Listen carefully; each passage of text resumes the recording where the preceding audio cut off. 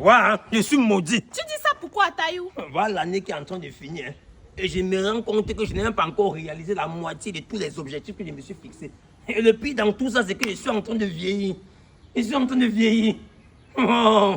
Mon frère, il n'est jamais trop tard. Et le temps de Dieu n'est pas celui des humains. Ah, laisse-nous ça, man. C'est tout ce qu'on dit. Mais on connaît tous la fin de l'histoire. Il y a les gens qui ont attendu, ils ont cru que le temps de Dieu, le temps de Dieu n'est jamais arrivé.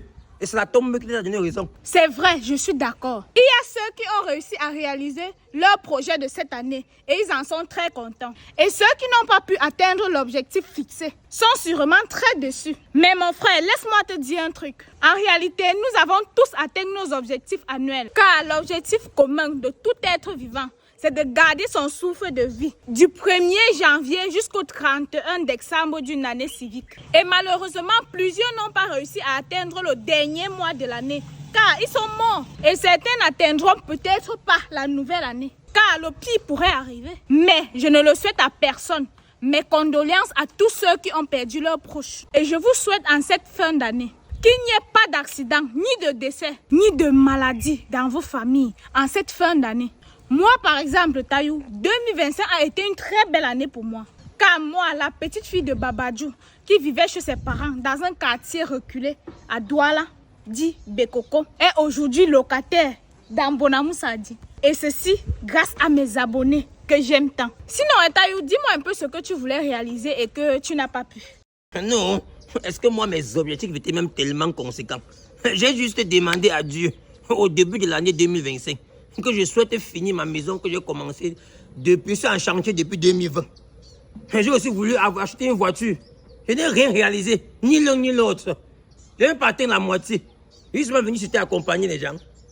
Oh. T'inquiète, boss, tu vas réaliser tout cela en 2026. Donc, bats-toi avant tout pour l'objectif principal, qui est de conserver ton souffle de vie pendant toute une année. Et Dieu fera le reste. Ouais, ça c'est pour les faibles d'esprit. Conserver. Tu connais quelle personne c'est qui va mourir? Tout le monde veut vivre. Et dit que même les mamans de 80 ans, 100 ans au village, quand la mort vient, on vient d'esquiver, elle a mort, tu sais, elle recule, ça fait un petit garçon de 2 ans. Tu parles de quoi? Tout le monde veut vivre. Bon, tu parles que ceux qui sont à la mort, là, parce qu'ils ne se battaient pas pour conserver leur souffle de vie. Hein? Bon, dis-moi, alors, toi qui connais tout, on fait comment pour conserver le souffle de vie? Tu ne peux plus mourir. Il faut juste demander à Dieu tout en t'aidant et le ciel t'aidera. Et tu dois aussi te battre pour avoir une vie saine. Ok. Et dis-moi, on fait comment pour avoir une vie saine?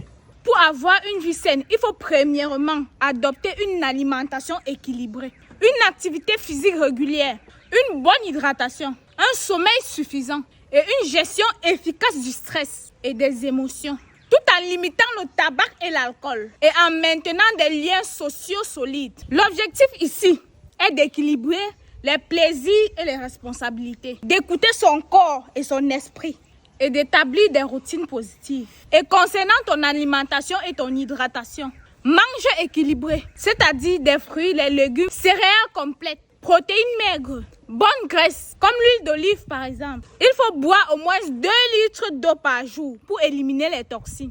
Il faut réduire l'alcool et les substances nocives. En ce qui concerne l'activité physique, il faut bouger quotidiennement, marcher, pédaler le vélo et emprunter les escaliers régulièrement. Faites au moins 30 minutes de sport par jour ou 3 heures par semaine, comme par exemple le yoga, la natation, la danse. Il faut aussi s'étirer de temps à autre pour relâcher les tensions. Et concernant ton bien-être mental et émotionnel, tu dois savoir gérer ton stress en méditant, en pratiquant la respiration abdominale, rire et savoir dire non. Il faut bien dormir en priorisant le sommeil et éviter les écrans avant de dormir. Se déconnecter de temps à autre, c'est-à-dire limiter le temps d'écran et des nouvelles négatives. Et il faut savoir vivre en société, c'est-à-dire se socialiser en maintenant des liens avec tes proches. Tu peux aussi développer autres habitudes comme arrêter de fumer, consulter ton médecin pour des bilans réguliers, aménager ton environnement, c'est-à-dire avoir un espace propre et sain. Tu peux aussi adopter les conseils pratiques tels que instaurer des routines, c'est-à-dire mélange travail, loisirs et repos. Sois flexible, c'est-à-dire adapte tes routines aux périodes difficiles. Écoute-toi, c'est-à-dire ne fais pas les choses juste pour faire plaisir aux autres si tu n'en as pas envie. Oui, ma, J'ai vraiment tout entendu, hein, et j'ai même compris, appréhendé. Et je suis prêt à implémenter tout ce que tu viens de dire là. Des conseils pour avoir la vie saine. Mais ce que tu as ignoré de mentionner, c'est un obstacle. Un obstacle qui nuit vraiment et pleinement et qui est responsable de plusieurs morts. Et c'est quoi comme ça? L'accident. Tu peux pratiquer une vie saine. Mais l'accident?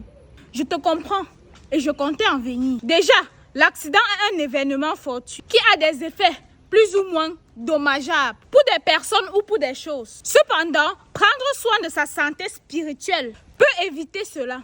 Et ceci implique de se connecter à soi-même et au monde par des pratiques comme la méditation, la prière, la pleine conscience et la réflexion sur le sens de la vie.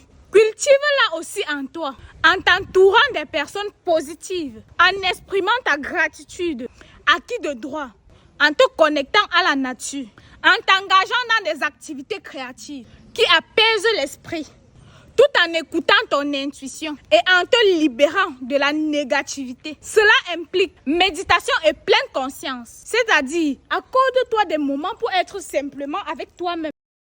Écoute ta respiration, tes sensations et sois attentif au moment présent.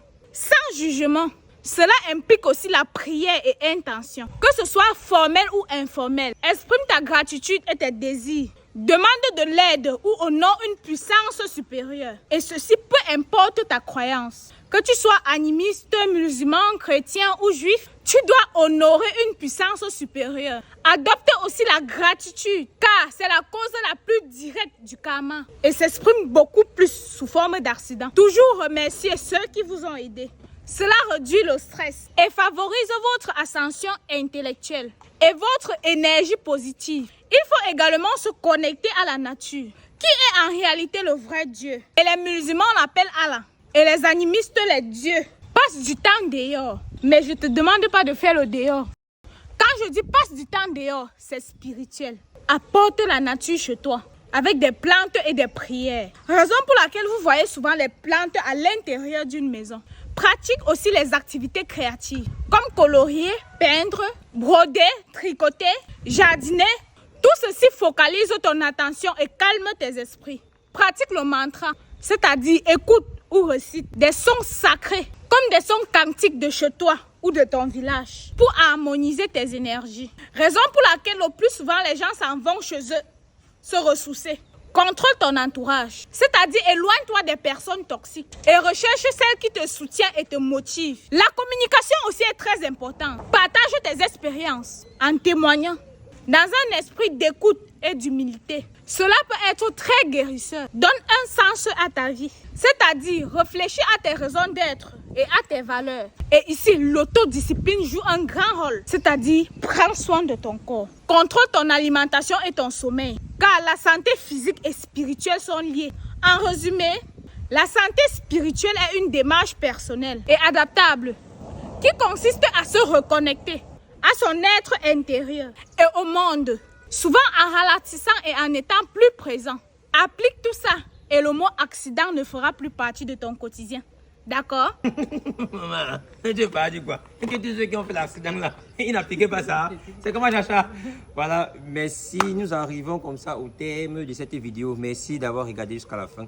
Et nous vous remercions aussi pour tous ceux qui sont restés scotchés à notre page durant toute l'année 2025. Le meilleur reste à venir.